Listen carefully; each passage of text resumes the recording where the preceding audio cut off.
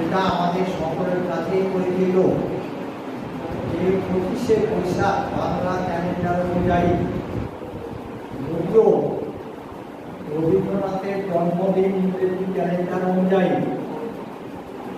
1861 সালের 7 মে 25শে বৈশাখ 9তে পড়াতে সারা পশ্চিমবঙ্গ জুড়েই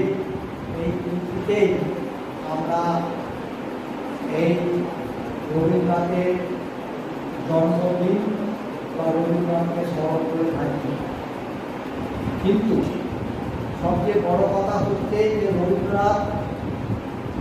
আজকের মুহূর্তে অর্থাৎ সারা বিশ্ব যখন একটা অসহিষ্ণু অবস্থায় মধ্যে দিয়ে চলছে, যেখানে যুদ্ধের রণহুঙ্কার সারা বিশ্বের বিভিন্ন প্রান্তে চলছে, সেই অবস্থায় আমাদের রবীন্দ্র চর্চা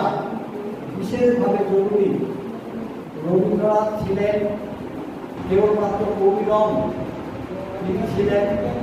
লেখক, তিনি ছিলেন একজন বড় দার্শনিক, বড় শিক্ষাবিদ,